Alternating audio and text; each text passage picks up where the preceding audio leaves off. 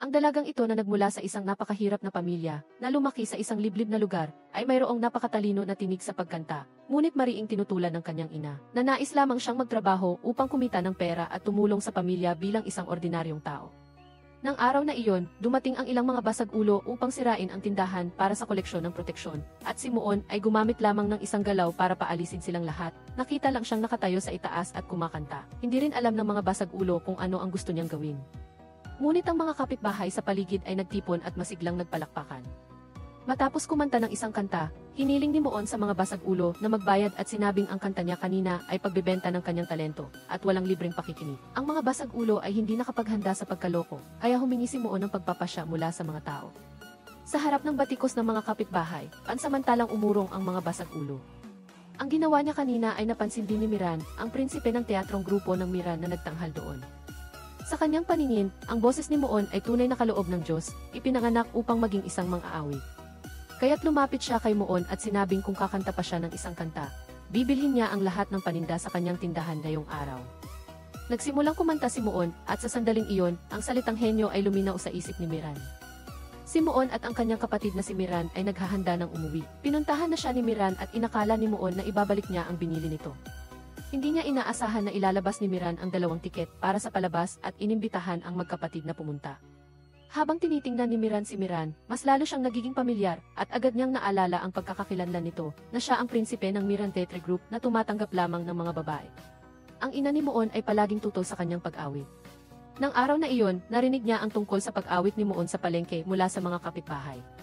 Nang gabing iyon, mahigpit niya itong pinarusahan, kahit ipinaliwanag ni Muon na may mga basag-ulo na gumawa ng gulo noon, ngunit hindi gaanong pinansin ng kanyang ina, at mariing hinila siya sa barberya upang gupitin ang kanyang buhok. Sa huli, sa pakiusap ng kanyang kapatid sa kanilang ina, at sa pagtiyak na babantayan si Muon, pansamantalang pinatawad ang dalaga. Ang ina ni Muon ay si Gong, at ang kanyang ama ay nanatili sa teatro sa buong buhay niya. Noong bata pa, si Gong ay isinama ng kanyang ama sa Miran Theatre Group. Ang kanyang boses ay natural din na malinaw tulad ng kay Muon. Ito rin ang dahilan kung bakit naramdaman ni Gang sa tabi niya na siya ay isang banta. Kalaunan, si Gang ang naging pinuno ng kasalukuyang Miran Theatre Group, habang si Gong ay umalis sa grupo. Ngayon ayaw niyang tahakin ni Muon ang ganitong landas. Noong una, hindi naisip ni Muon na magaling si Miran at hindi rin siya interesado sa inaalok nitong palabas. Hanggang sa marinig niya sa kanyang mga kaibigan na malaki ang kinikita ni Miran at namumuhay ito ng malaya sa pinansyal.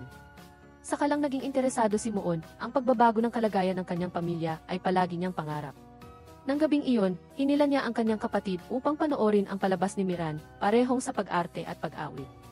Sa sandaling ito, si Miran ay parang isang diyosa sa mata ni Muon. Nagsimulang gumalaw ang kanyang puso at nagnanais siyang maging katulad ni Miran.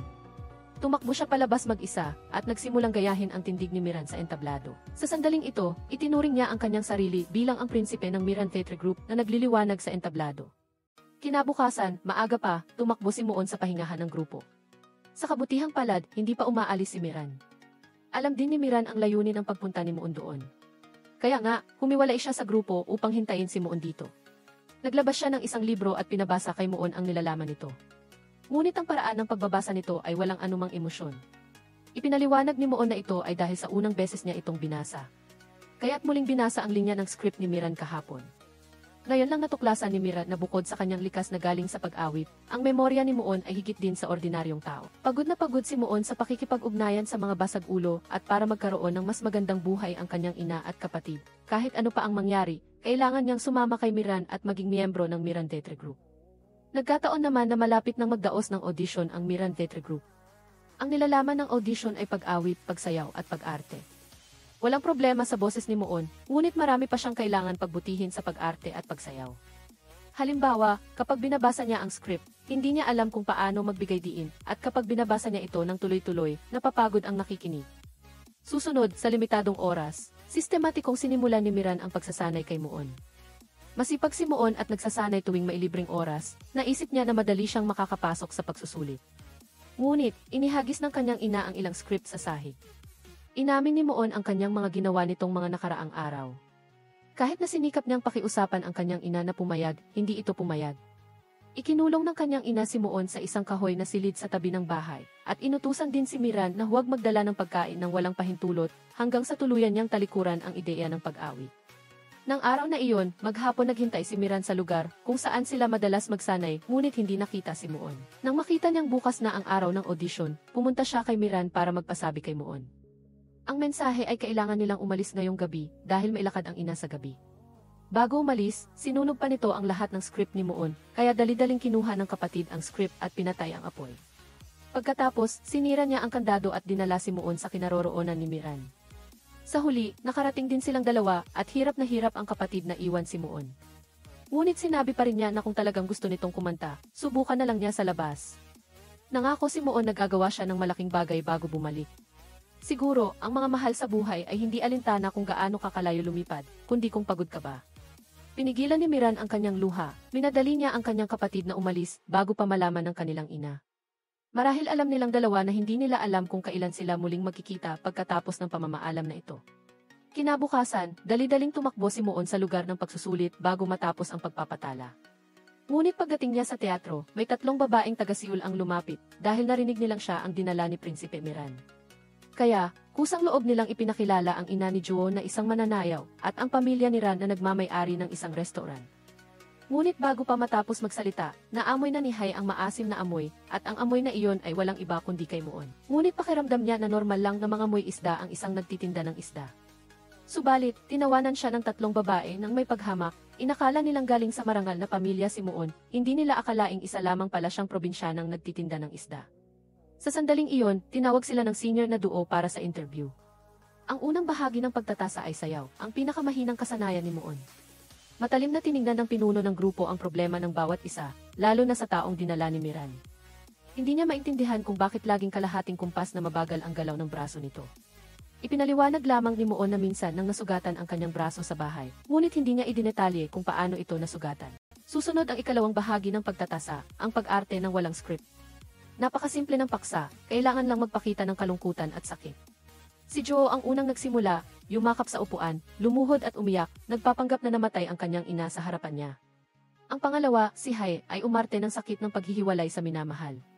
Ang huli ay si Muon, kalmado siyang lumapit sa mga hurado, pagkatapos ay dahan-dahang ipinikit ang kanyang mga mata, bumalik sa kanyang isipan ang mga alaala ng taon na iyon. Ang buong pamilya ay nagkagulo dahil sa gyera, at sa daan ay hindi sinasadyang nasugatan ang kanyang ama.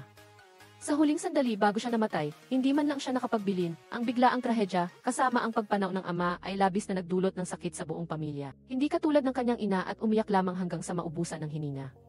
Gustong umiyak ni Muon ngunit hindi niya magawa, naalala niya ito at idinilat ang kanyang mga mata.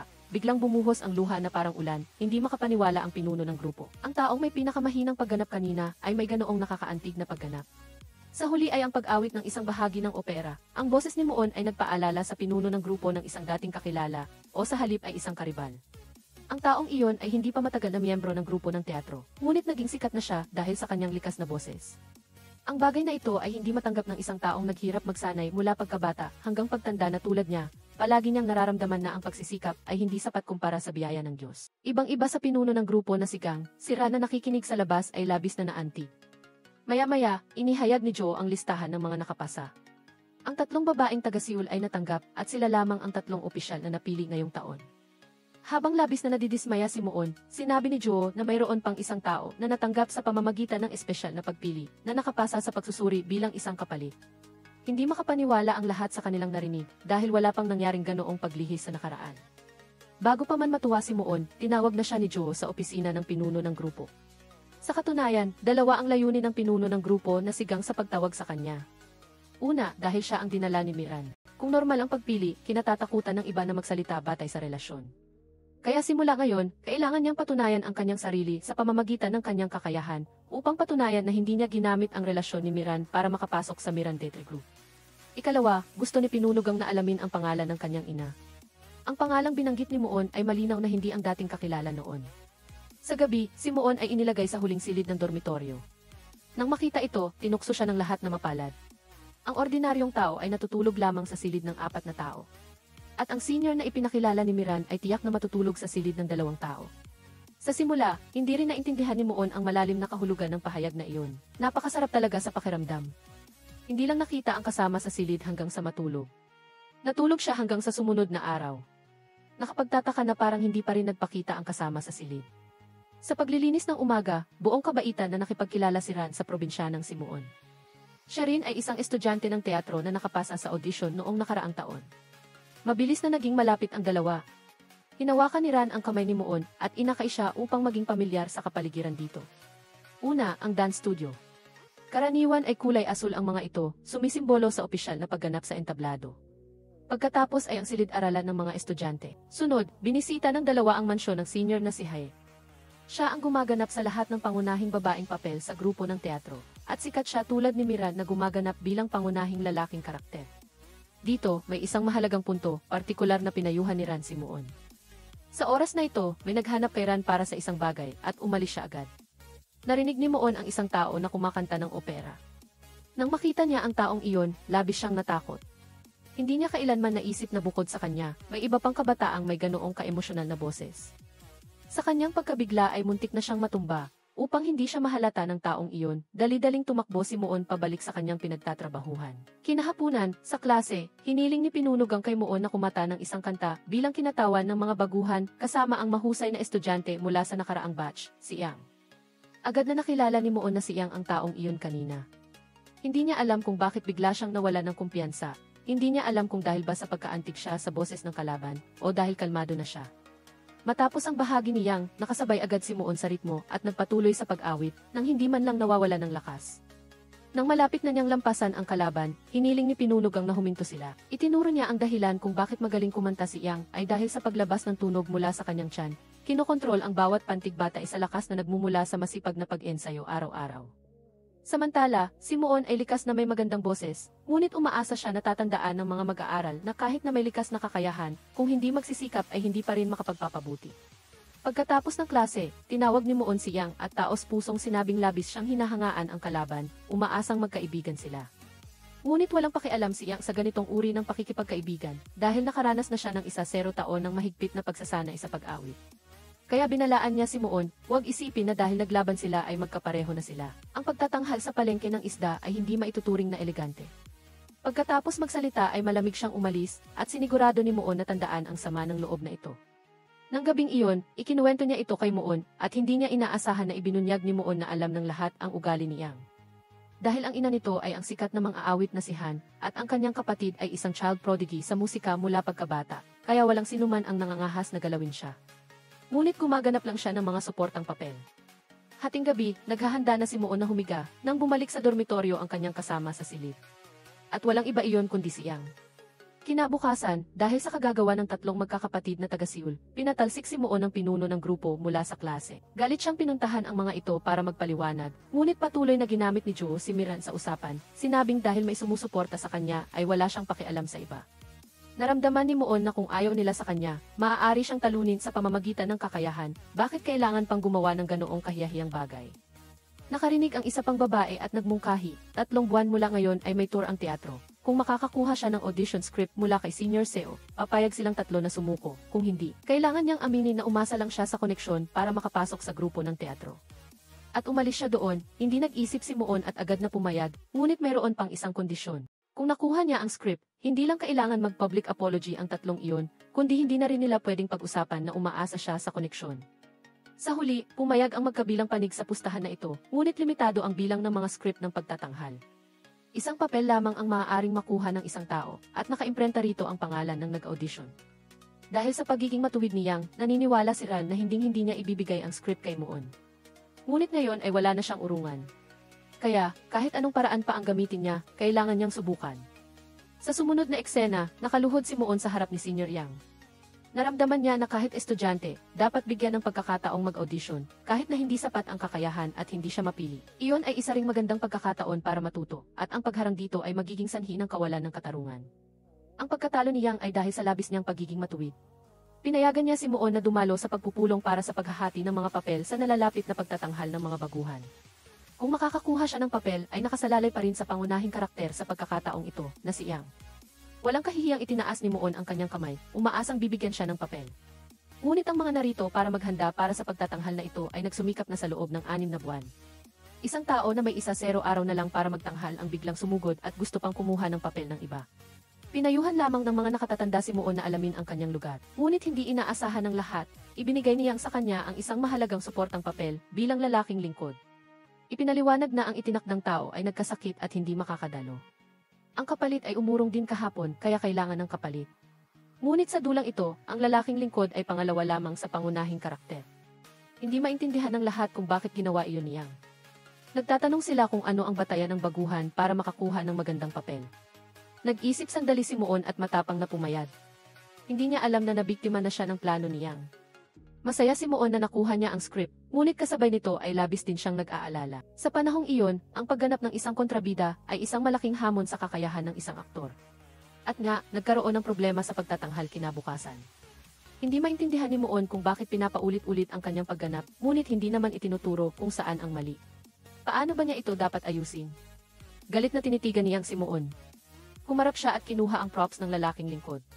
Sinimulan niyang magpakita ng halimbawa. Lubos na naengganyo si Moon sa pagtatanghal niyang. Maingat niyang pinagmasdan ang bawat galaw, ekspresyon at damdamin ng kalaban. Nais niyang gayahin upang makapag-ensayo. Hindi niya alam na nabasa na niyang ang kanyang iniisip. Matapos magsalita ng may panunuya, kung magaya niya ang bahagi kanina, maituturing na may kakayahan na siya. Kung sa tingin niya ay hindi niya ito magagawa, maaari na siyang umalis ngayon. Sa puntong ito lamang naintindihan ni Moon. Ibinigay sa kanya ang papel upang kusang loob siyang sumuko. Nang hapon na iyon, inimbitahan ni Miran si Moon sa kanyang bahay. Pagkatapos, ibinigay niya sa kanya ang script ng pagtatanghal ng grupo ng teatro. Sinabi niya na dinala niya siya rito, hindi para mag-aral na gampanan ang papel ng lalaking lingkod, kundi upang maging tagapagmana niya, o sanain, upang maging isang bagong talentong makikipagkumpetensya para sa pangunahing papel ng lalaki. Basta't sundin lamang niya ang landas na inilatag ni Miran, tiyak na mas mabilis siyang magtatagumpay at mas mataas ang mararating kaysa sa iba. Maaari siyang pumili na umangat ng mabilis o mabuhay sa pagdududa at pagtatanong. Ngunit tinanggihan ni Moon ang kabutihan ni Miran. Nais niyang umasa sa kanyang sariling kakayahan upang makakuha ng script para sa pagtatanghal. Kung hindi, magiging totoo ang sinasabi ng mga taong iyon na umaasa lamang siya sa koneksyon at walang kakayahan. Ang mga salitang ito ay tumatak sa isip ni Ran. Naramdaman niyang napakatapang ni Moon, kaya't nang mamili sila sa bayan, partikular siyang pumili ng regalo, isang lalaking ibon para kay Moon. Habang itinago niya ang babaeng ibon, bawat isa ay maihawak na parang panata.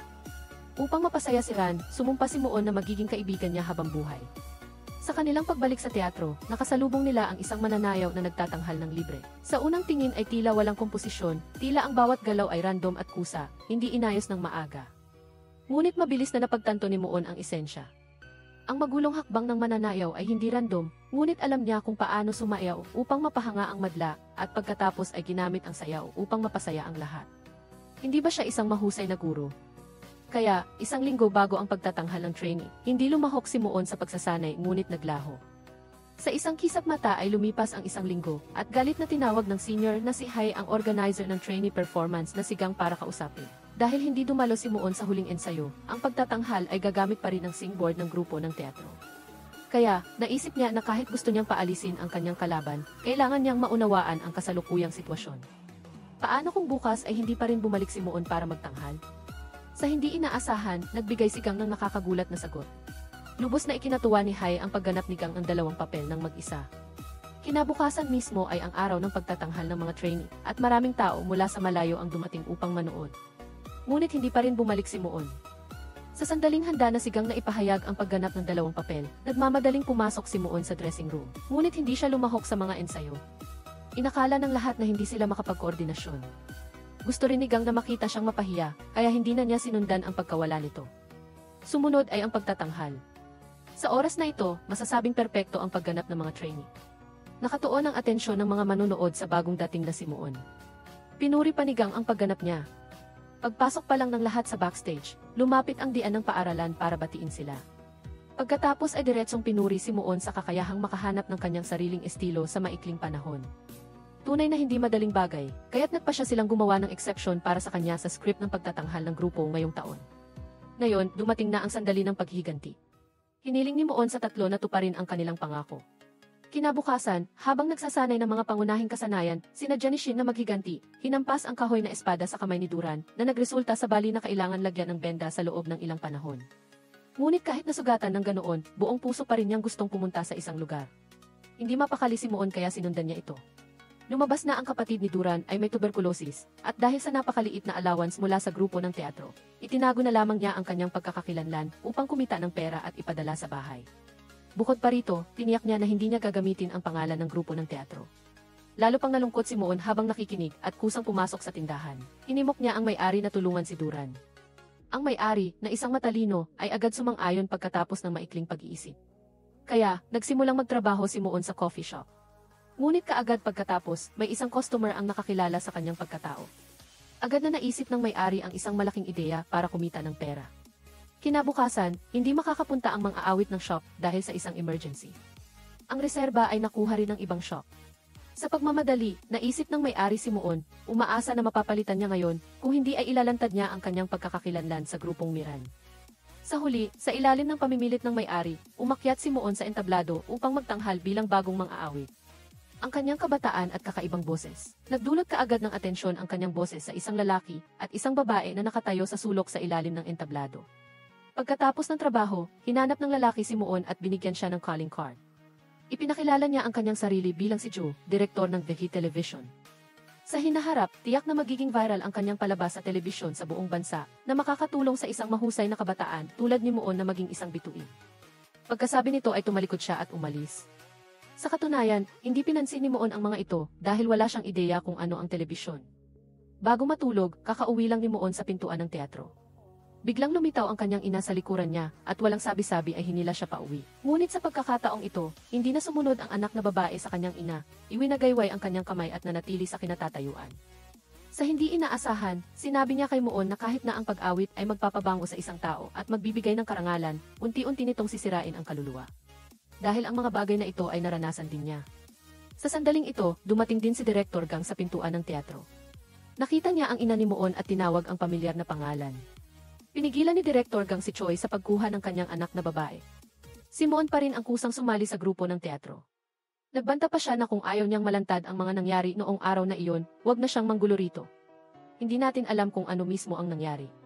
Tinanong ni Director Gang ang kanyang dating kaibigan. Kinakatakutan ba niyang tahakin ng kanyang anak ang landas ng pagiging mang-aawit tulad niya at pagkatapos ay mabibigo tulad ng kanyang ina? Masaya ba ang babaeng sumuko sa gitna ng paaralan ngayon? Umaasa si Director Gang na maunawaan ni Choi ang iniisip ng kanyang anak. Kalmahin ang sarili at pakinggan ng mabuti ang boses ng kanyang anak. Nakita ng ina ni Moon ang kanyang sariling anino sa kanyang anak. Bagaman hindi niya inaasahang susundan ng kanyang anak ang kanyang mga yapak, ngunit nang makita ang determinasyon ng kanyang anak, sa huli ay lumambot ang kanyang puso. Ngunit sinabi niya sa kanyang anak, hindi lamang sa pagtitiyaga at pagsisikap makukuha ang gusto. Hindi inaasahang pagbalik ng ina pagkatapos ng 2 araw ay may nangyari na. Ang kapatid ni Yang ay bumalik sa bansa para magpahinga. Nagtungo ang magkapatid sa coffee shop para magkita. Hindi sinasadyang nakita nila si Moon na kumakanta kapalit ni Duran. Agad na lumingon si Yang upang kumpirmahin ng marinig ang pamilyar na boses. Hindi inaasahang ito nga ang kanyang kalaban. Kasabay nito, nakita rin ni Moon si Yang sa ilalim ng entablado. Halos makalimutan niya ang lyrics. Tumayo si Yang na may dalang bag at umalis sa coffee shop. Kinahapunan, galit na pumasok ang direktor sa simbahan. Tinanong si Moon kung siya ba ay kusang loob na lumabas para magtanghal. Mula noong una, mahigpit na ipinagbabawal ang ganitong gawain sa simula pa lang.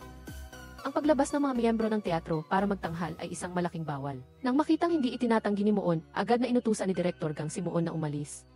Balak sana ni Ran na umamin sa kanyang kasalanan, ngunit pinigilan siya ni Moon. Huwag kang gumawa ng ganoon. Pagkatapos ay tumakbo siya palabas at lumuhod sa harap ni Direktor Gang. Humihingi ng tawad habang buong pusong nagmamakaawa, ipinapaliwanag na may dahilan kung bakit kinailangan niyang gawin iyon. Hindi rin naman walang puso si Direktor Gang. Pinayagan niya itong sabihin ang dahilan at pagkatapos ay isasaalang-alang niya. Ngunit sumulyap si Moon kay Ran sa tabi niya at nag-isip ng matagal. Sa huli, nagpasya pa rin siyang akuin ang lahat ng kasalanan. Hindi maaaring baguhin ni Direktor Gang ang mga patakaran para lang sa isang tao. Pagkatapos ay mahigpit niyang idiniin, may ilang bagay na hindi lang nalulutas sa pamamagitan ng pagluhod at paghingi ng tawad. Pagkatapos noon ay pinalaya si Moon. Sa totoo lang, may isang tao ang tahimik na sumusubaybay sa bagay na ito. At iyon ay si Prince Oke. Balak sana ni Oke na papuntahin si Moon sa kanyang bahay. Ihintayin niya na humupa ang galit ni Direktor Gang at personal siyang mamamanhikan para kay Moon. Ngunit paglabas pa lang ni Oke, nagsimula ng mang-udyok si Senior High. Sinabi niya na bilang tao, kailangan mong malaman kung paano basahin ang mga tao, at kung hindi para sa iyong sarili, kailangan mong isipin ang iba. Kung malalaman ni Director Gang na pinayagan ni Muon ang taong tinanggal na manatili rito, kung gayon ay magkakaroon din siya ng problema. Kaya dapat na rin siyang umalis dito. Naunawaan ni Muon ang ibig niyang sabihin. Kinahapunan din noon ay umalis siya sa bahay ni Oke. Dahil gutom, umorder siya ng 6 na siopao. Ngunit nang magbabayad na, nalaman niyang nawawala na ang pera sa kanyang bulsa. Naisip ng may-ari na balak niyang tumakas sa bayad. Agad siyang dinala sa istasyon ng pulisya. Nagbigay ang pulis ng 2 solusyon. Alinman ay maupo sa bilangguan o tumawag ng magbabayad. At kaya, naalala niya si Joe. Kaagad pagkatapos, dumating si Joe upang bayaran ang kanyang siopao. Pinahintulutan din siyang lumabas. Gusto niyang malaman kung ano ang susunod niyang plano. Sa oras na ito, gusto ni Muon na maging isang mang-aawit. Hindi niya alam na nahulog na siya sa bitag ni Joe. Kinaumagahan, dinala siya ng lalaking ito sa Seoul Central Television Station. Binisita niya ang studio na ginagamit para sa live broadcast. Ipinaliwanag niya na dahil hindi pa kumpleto ang teknolohiya, live broadcast lang sa TV ang posible. Ang trend sa hinaharap ay mag-uunahan ang mga tao na makasama sa programa. Iba sa musical theatre, basta kumanta ka sa TV, maririnig ka ng lahat ng manonood. Bagaman may kaunting hindi pagkakaintindihan. Ngunit lubos na nabighani si Muon sa usapan kanina. Kinahapunan, dinala siya ni Joe para pumirma ng kontrata. Ipinaliwanag niya na ang nilalaman ay pawang mga probisyon lamang para sa bayad. Kailangan lang pindutin ang fingerprint at tapos na. Dahil ang kontrata ay may maraming salitang Chinese, hindi naiintindihan ni Muon. Ngunit dahil sa pagtitiwala sa mga tao ay masaya pa rin siyang sumang-ayon. Pagkatapos noon, nag-imbita si Joe ng isang vocal coach. Ipinagkatiwala niya si Muon sa kanya hanggang sa maging handa na siya para sa debut. Ang unang aral na itinuro ng guro ay ang pagbabago ng hitsura. Mula sa sandalyas hanggang sa damit, mula sa makeup hanggang sa buhok. Ganap na pagbabago mula sa loob at labas. Pagkatapos ay ang pinakamahalagang pagtatanghal. Sa isang iglap ay lumipas ang ilang araw upang palawakin ang network. Dinala ni Joe si Muon sa concert ni Yaong. Dahil ang mga taong may kapangyarihan at katayuan ay dadalo. Ngunit sa hindi inaasahan, inimbitahan din ng pamilya Yang ang mga miyembro ng Miran Theatre Group. Kabilang dito syempre si Director Gang. Tiningnan niya si Muon ng walang imik, diretso siyang pumasok sa silid ng pag-awit. Pagkatapos ay sumunod din sina Prince Oke at Hai. Tanging si Muon lamang nang makita ang kanyang kakilala, ang yumuko na parang isang taksil. Si Yaong ay isa ng sikat na bel canto singer sa ngayon. Kitang-kita ang pagiging paborito ng kanyang ina. Hindi man lang tiningnan ang pangalawang anak na babae na si Yang. Sa katunayan, sa pagtatapos ay pinilit pa niya itong tumayo at palakpakan para bumati. Sa huli, nagbigay din ng karangalan si Yaong sa pamilya. Pagkatapos ng pagtatanghal, ipinakilala ni Joe si Muon sa direktor ng istasyon ng telebisyon. Sa pagkakataong iyon, humingi rin siya ng tulong sa editor-in-chief para i-promote ang bagong talent. Nakita ni Director Gang na nakaupo malapit ang mga taong nag-uusap at nagtatawanan. Maling akala niyang tuluyan na niyang tinalikuran ang teatro. Galit siyang umalis at hindi na sumama sa handaan. Kasabay nito, tinatanggap ng pamilya Yang ang mga bisita. Pinuri lang ng mag-asawang konsehal ang pag-awit ni Yaong. Nagtanong sila kung ano ang ginagawa ni Yang. Sinabi ni Yang na nag-aaral siya ng tradisyonal na teatro. Nang marinig ito, kitang-kita ang paghamak ng ginang ng konsehal. Agad na sumipsip si Han sa tabi. Pinuri niya ang ginang sa kanyang kahusayan sa maraming sining. Sa tabi, tinawag ni Oke si Muon para umupo sa tabi niya. Ang resulta, hindi pa man nakakapagsalita ng ilang pangusap ay tinawag na siya. Sa pagkakataong ito, ipapaliwanag sana ni Yang na hindi siya ang nagsumbong. Ngunit hindi inaasahang sinabi ni Muon na alam na niya. At sinabi pang naiintindihan niya ito, siya ay isang taong mahirap kausapin. Ngunit hindi siya ang tipo na mahilig magkalat ng sikreto ng iba. Sa unang pagkakataon na may nakakaintindi sa kanya, labis na naantig si Yang. Nang malapit nang matapos ang handaan, si Muon, na hindi sanay maglakad sa mataas na takong, ay tumakbo sa isang sulok. Balak niyang umupo at imasahe ang kanyang mga paa. Ngunit hindi sinasadyang narinig niya ang isang pagtatalo sa malapit. Sa pagtingin sa direksyon na iyon, nakita niya si Han na pinapagalitan si Yang. Ikinagalit niya na hindi marunong basahin ng kanyang anak ang mga tao. Narinig na ng mga tao ang tradisyonal na drama at hindi na sila masaya. Ngunit inamin pa rin niya na hindi pa siya nakakaganap ng bida. Talagang nakakahiya sa buong angkan. Ang mga tao sa mundong ito ay naniniwala na mayroong marangal at hamak na propesyon, at ang sining ay nahahati rin sa mataas at mababang antas. Ibig sabihin, ang tradisyonal na drama ay walang mataas na kalidad ng boses. Hindi maintindihan ni Yang kung bakit hindi siya sinusuportahan ng kanyang ina. Hindi inaasahang binanggit pa ni Han ang lumang kwento. Noong una, umalis siya sa bahay para mag-aral ng drama. Ang hindi pagputol ng ugnayan ay sapat na para sa relasyon ng ina at anak. Ngunit hanggang ngayon ay hindi pa rin siya nakakaganap ng bida. Panahon na rin para magdala si Yang ng karangalan sa pamilya. Pagkasabi nito ay malamig siyang umalis. Sa sandaling ito, medyo pagod na ang mga paa ni Muon. Akmang tatayo na siya nang may lumabas na tunog. Agad na tumakbo si Yang sa kanya. Maling akala niyang sinasadya niyang pakinggan ang pag-uusap ng mag-ina. Alam na alam ni Moon na galit siyang sa kanyang ina, ngunit hindi niya maintindihan kung bakit niya ibinuhos ang kanyang galit sa akin. Kaya sinampal niyang si Moon. Binalaan ni Moon siyang. Mula ngayon, gaganti ako ng patak-patak. Suntok sa suntok. Wala nang dahilan para tiisin siya. Hindi maintindihan ni Moon. Hindi ba't lumaki ang bulaklak sa isang mainit na silid? Ang sino man na napansin na pinapagalitan ng kanyang ina ay maaaring magalit ng walang dahilan. Lalong nainis siyang nang marinig ang pangungusap na ito. Pinagalitan niya si Moon at sinabing wala itong alam sa kanyang pamilya, ngunit nagkunwari pang nagpapayo. Ngunit bago pa man niya matapos magsalita ay naputol siya. Inisip ni Moon na napakasikat ng pamilya yang. Kaya, mula noon ay palagi siyang nakikinabang sa mga pribilehiyo ng isang manugang. Ang pagkakasalungatan ng dalawa ay nagdulot ng malaking hindi pagkakaunawaan dahil sa kanilang magkaibang pinagmulan. Kinaumagahan, natuklasan ni Haewon ang isang sikreto sa opisina ni Jo. Lihim na kumuha ng maraming litrato ang lalaking ito na may kaugnayan sa kanyang ina. Hindi sinabi na mangyayari ito noong nilagdaan ang kontrata. Lumabas na hindi rin pala mabuti si Jo. Binigyan niya siya ng tumpok ng lumang pahayagan. Puno iyon ng mga artikulo tungkol kay Ran na siya ring ina niya. Alam na niya mula pa sa simula na si Haewon ang anak ni Ran. Dahil may sikat na ina si Haewon.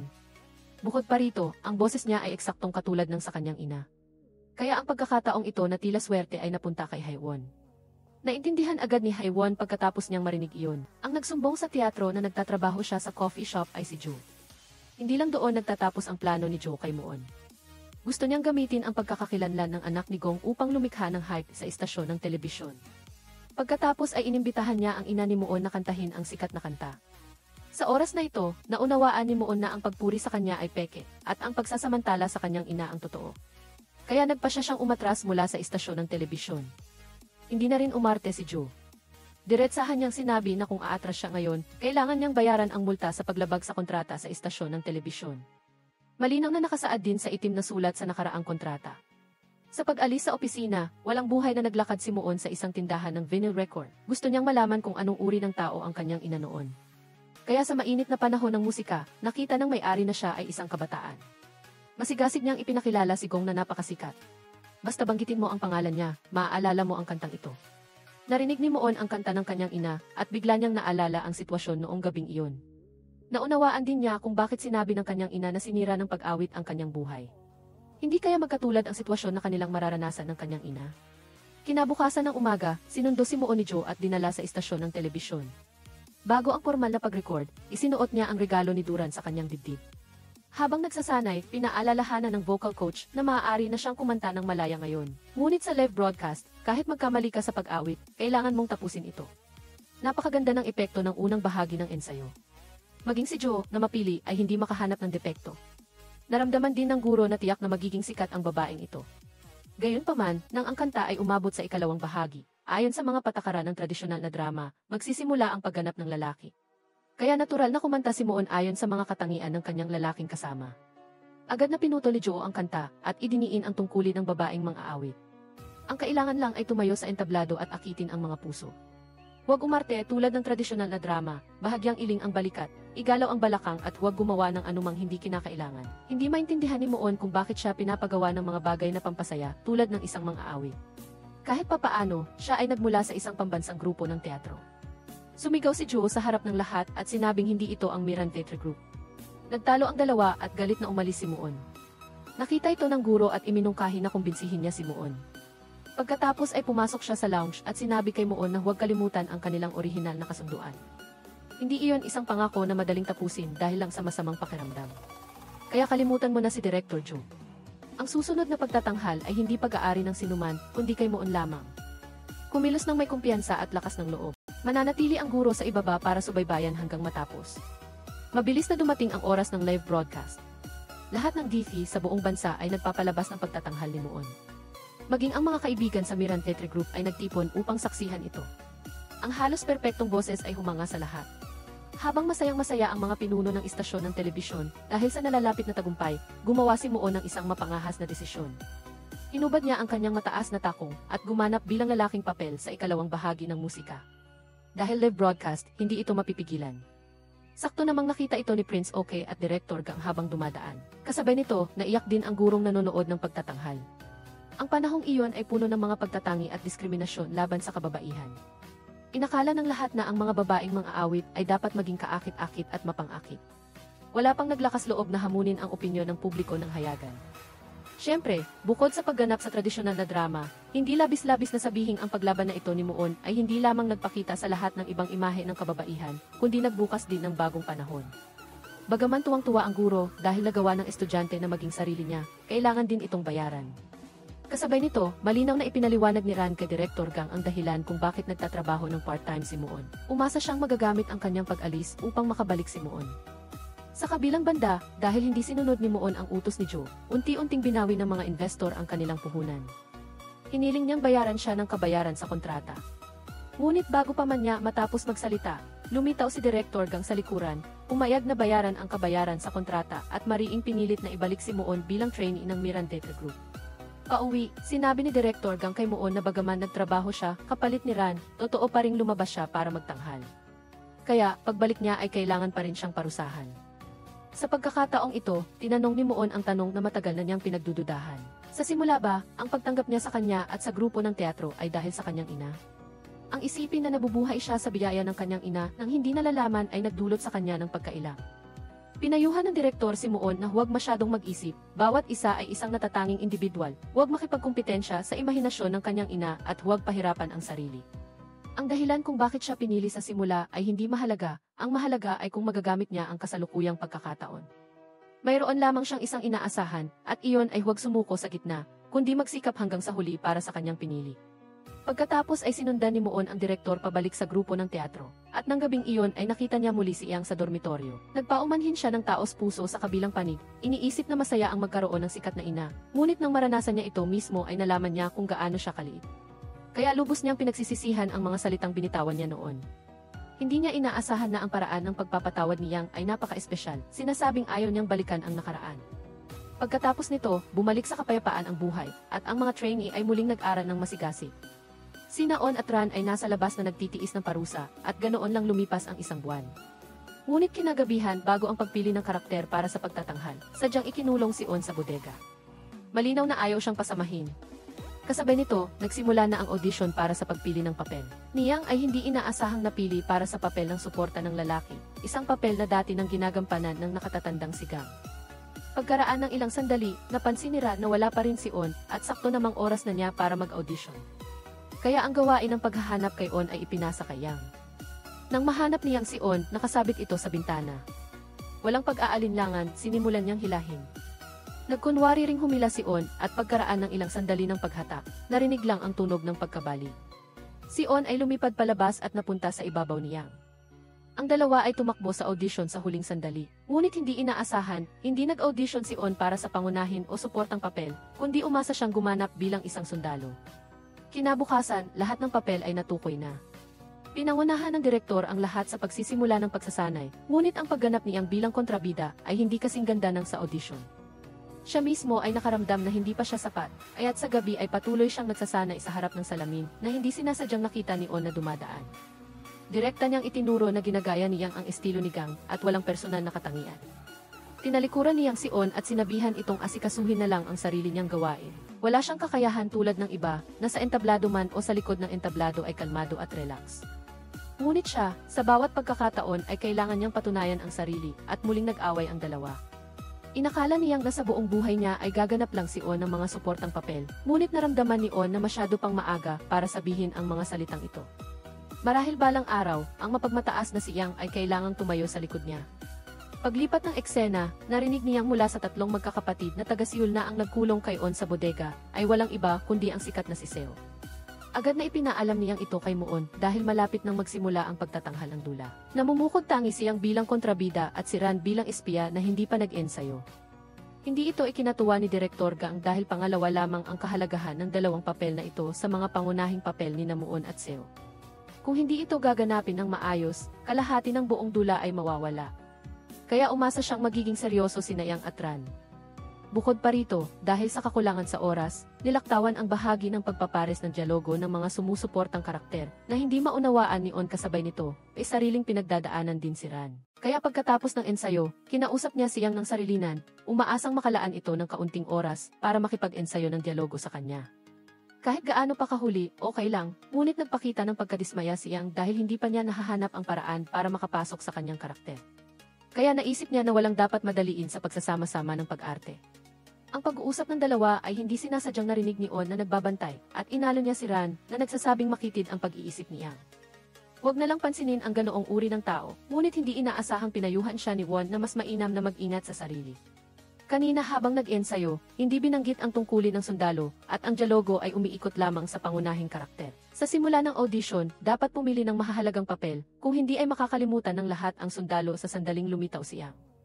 Bagaman ang mga salita ni Won ay magaspang, naintindihan ng lahat ang prinsipyong ito. Ngunit ayaw pa ring maniwala ni On at patuloy na mahusay na ginampanan ang kanyang papel. Sa gabi, nagsisikap siyang na humanap ng inspirasyon para sa kanyang papel. Bigla siyang nakarinig ng isang sumasagot, at nang lumabas siya ay nakita niyang nakaupo si Ran sa isang sulok sa labas ng practice room.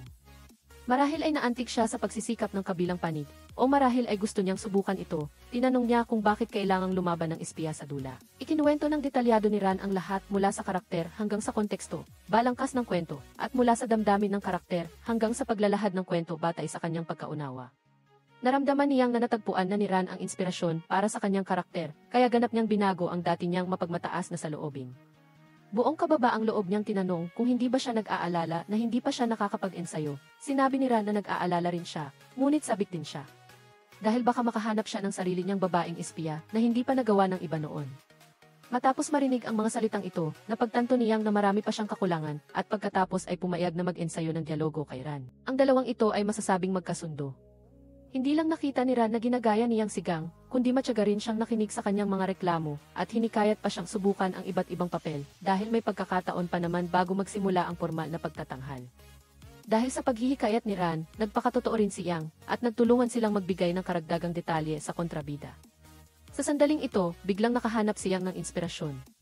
Sa kabilang banda, nahihirapan din si Han na hanapin ang paraan upang gampanan ang kanyang papel bilang sundalo. Bigla siyang pinuntahan ni Gang, kaya sinamantala niya ang pagkakataon na humingi ng payo mula rito. Hindi rin nagtago si Gang, itinuro niya na masyadong mataas ang kanyang tono, na hindi makapagparamdam sa mga tao ng taos-pusong emosyon. Kaya para mahusay na gampanan ang papel, kailangan niyang ipakita sa lahat na isa siyang lalaking karakter kapag nasa entablado. Kaya kinabukasan, si Han ay nagsuot ng uniforme ng lalaking estudyante at pumasok sa bayan upang obserbahan at matuto.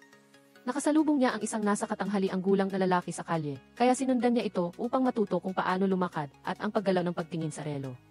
Sumunod ay nakita niya ang isang grupo ng mga malikot na estudyante at ginaya niya ang mga ito sa paglalagay ng mga kamay sa bulsa ng pantalon. Ngunit inakala ng mga estudyante na nanggugulo siya, kaya tinawag nila si Han upang turuan siya ng leksyon. Hindi rin naman si Han para magpatalo, nang makita ang hindi magandang sitwasyon ay agad siyang tumakas at sa huli ay naiwan niya ang mga ito sa isang kanto. Sa oras na ito, nalaman niyang nakatakbo na siya sa isang kampo para sa mga sugatang sundalo at nagpasya siyang manatili upang tumulong.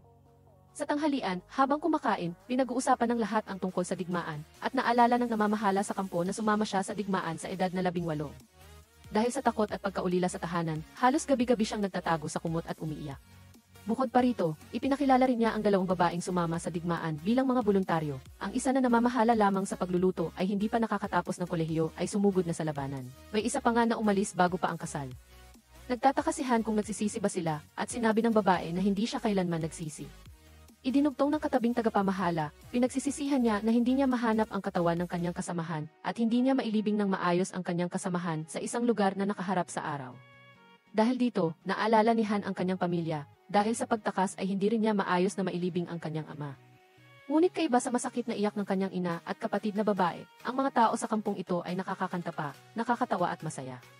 Samantala, inimbitahan niyang ang kanyang ina na dumalo sa pagtatanghal ng grupo, at nangako na kung hindi niya matugunan ang inaasahan ng kanyang ina sa pagkakataong ito ay hindi na siya magpapatuloy sa pag-arte. Halos isinugal niya ang kanyang buong karera, at sa wakas ay pumayag si Han. Sa gabi, si Han na maghapon nag-aaral ay labis na nasasabik, gusto niyang ibahagi ang kanyang kagalakan kay Ran.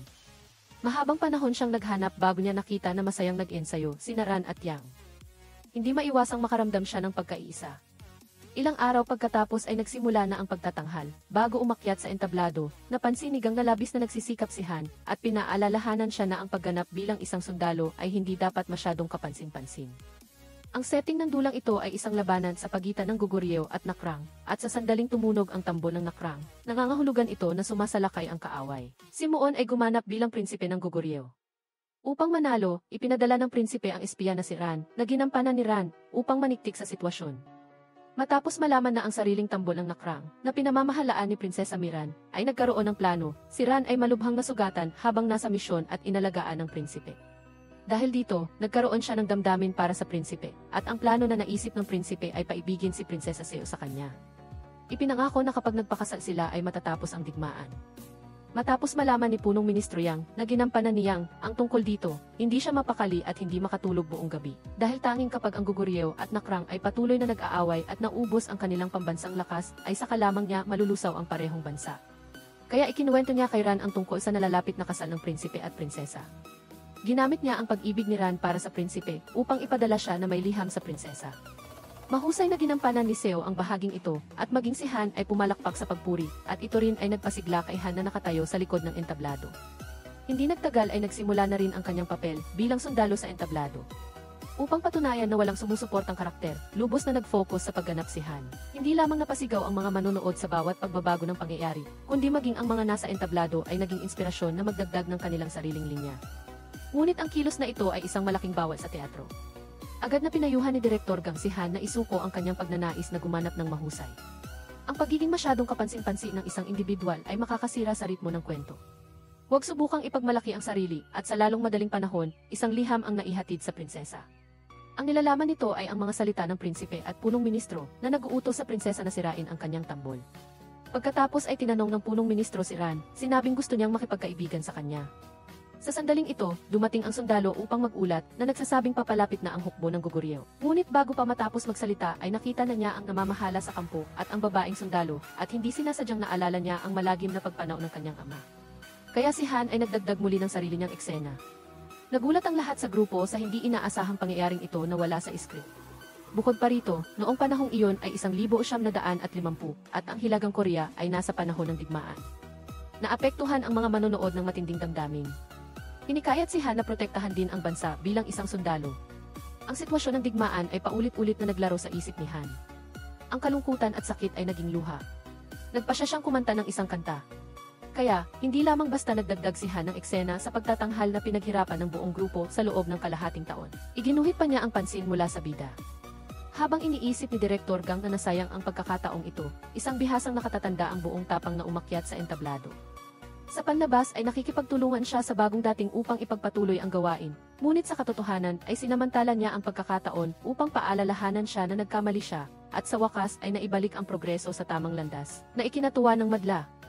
Ngunit naniniwala si Han na ang kanyang pagganap ay gumanap ng isang mahalagang papel, at buong kapal niya pang ipinagmalaki ito. Galit na ipinahayag ni Direktor Gang na hindi napapayagan si Han na umakyat sa entablado sa hinaharap, at ang kanyang papel ay ipapasa sa iba. Ngunit hindi sumuko si Han, bagkus sinabi pa niya na labis na pinuri ng mga manonood ang kanyang pagganap, nang hindi nalalaman na doon mismo ang mali. Sinabi ng direktor na ang mga manonood ay dapat na nakatuon sa dula, ngunit ngayon ay ibinabaling ang lahat ng atensyon sa sumusuportang karakter. Mula ngayon, kapag nagkamali lang ng kaunti, ang paghanga ng mga taong iyon sa ordinaryong dula ay magiging pagkutya. Kung gusto niyang magpakitang gilas, bakit hindi subukan ang pangunahing papel? Nagkunwari pang gusto niyang gampanan ang papel ng sundalo, si Han ay napagsabihan at napagtanto ang kanyang pagkakamali. Naghinanakit siyang umupo sa backstage hanggang matapos ang pagtatanghal. Naiiba siyang sa kanya, masayang tumakbo si Han upang yakapin ang kanyang anak. Sa unang pagkakataon ay pinuri niya ito. Ito ang nagpakaramdam kay Yang na kinikilala na siya ng kanyang ina, at inakala niyang magiging maayos na ang relasyon nilang mag-ina, nang hindi nalalaman na may malaking lihim na itinatago si Han. Lumabas na napansin niya ang napakagandang boses ni Han at ginamit ang kanyang koneksyon upang ipaimbestiga ang pagkakakilanlan nito. Gaya ng inaasahan, si Han ay anak ni Gong. Pagkatapos ay nagsimula siyang magsalita ng patago na may mga taong kahit anong pagsisikap ay hindi mananalo sa mga taong may talento. Umaasa siyang maiintindihan ng kanyang anak na kailangan lang naganap na mawala ang talento ng isang may talento bago ito umabot sa ruro. Tulad kahapon na muntik nang masira ang pagtatanghal. Kasabay nito, si Han ay naging outcast sa grupo ng dula. Tanging si Ran lang ang nanatili sa tabi niya. Sa totoo lang, naisip na ni Han ng malinaw na sa halip na malunod sa pagkakasala, mas mabuti pang pagbutihin niya ang kanyang kakayahan sa pag-arte. Kaya sa mga nakalipas na araw ay pinag-aaralan pa rin niya ang ibang mga karakter. Sa simula, ang layunin ng pag-audisyon para sa sundalo ay upang makapagmasid ng maayos, ngunit pagkatapos umakyat sa entablado ay nakalimutan niya ito. Pumayag si Ran na makipag-ensayo kay Han ng ibang papel upang hikayatin siya, ngunit bigla siyang lumipat mula sa pagganap ng lalaki tungo sa babae. Nahirapan si Han na ayusin ang kanyang tono ng boses. Habang madalas na nakasanayan ang mga linya, may kulang pa rin kumpara sa espiyang babae na ginampanan ni Ran. Nakita ni Ran ang problema ng kanyang kaibigan at iminungkahi na maaaring matuto mula kay Han. Nang magkatinginan ang dalawa, ang banayad na pagtaas ng baba ni Han ang naging dahilan upang si Ran, na palaging itinuturing siyang kaibigan, ay magkaroon ng ibang pag-iisip. Nagkataon na narinig niyang ang kanilang pag-ensayo. Sa isang iglap, nasakop ng inggit ang kanyang isipan. Kaya galit siyang tumakbo pabalik sa dormitoryo at sinira ang record ni Han. Balak sana ni Han na kausapin siyang para magpaliwanag. Ngunit pagdating niya sa pintuan ng practice room, nakita niya siyang na umiiyak habang kumakanta. Naramdaman niya ang kalungkutan sa lyrics ng kanta. Nais malaman niyang kung bakit siya kumakanta ng napakaganda. Dahil ba ang kanyang ina ay isang henyo, kaya't hindi na kailangan pang magsanay at maaari pa ring pagtawanan ang mga nagsisikap. Hindi nagalit si Han nang marinig ito, bagkus ay umupo sa harap niyang. Ngunit totoo ang sinabi niya, sa buhay na ito, ang pinakakinatatakutan niya ay ang marinig ng iba ang kanyang pagkanta at maalala ang kanyang ina. Sa ganoong paraan, mananatili lamang siya sa ilalim ng anino ng kanyang ina. Ngunit si Gong ay si Gong at si Han ay si Han. Kung nais niyang makaalis sa kasalukuyang sitwasyon, ang tanging paraan ay ang buong tapang na sumulong. Umaasa si Han na hindi ko konsintihin niyang ang kanyang pagsisikap. Sa huli, ang pawis, dugo, at luha na ibinuhos ay tunay na sa kanya. Kinabukasan ng umaga, siyang ay puno ng enerhiya habang nakikipag-ensayo kay Ran. Magkasama silang nagpataas ng kanilang kakayahan sa pag-arte. Si Han naman ay nagtago sa practice room, sinubukan ng 100 beses, ngunit hindi pa rin niya maintindihan ang esensya ng pagganap bilang espiya. Sa sandaling ito, pumasok si Muon at hiniling niya sa kanya na mag-ensayo kasama siya. Nagkataon na si Muon ay nagsimula bilang isang kontrabida at matagal na rin siyang hindi nag-a-acting, kaya masaya siyang pumayag na mag-ensayo kasama niya. Gaya ng inaasahan, nakalimutan ni Han ang kanyang mga linya at palagi niyang nararamdaman na ang mahinang papel ay hindi bagay sa kanya. Iminungkahi ni Muon na mas pagmasdan niya kung paano gumanap ang iba. Pagkatapos, isama ang mga katangian ng karakter na ginagampanan niya at punan ang kakulangan ng matigas na dialogo sa pamamagitan ng mga mata o galaw ng katawan. Bukod pa rito, may isa pang mahalagang punto, at iyon ay ang isipin ang kabuuan, hindi lamang ang pagtutuon ng pansin sa kanyang sariling karakter. Kaya, mula sa perspektiba ng buong dula, dapat niyang isipin kung paano gaganapin ng maayos. Sa hapon, habang nag-ensayo bago ang pagtatanghal, sina Han at Direktor Gang ay nakaupo sa ilalim ng entablado at nanonood.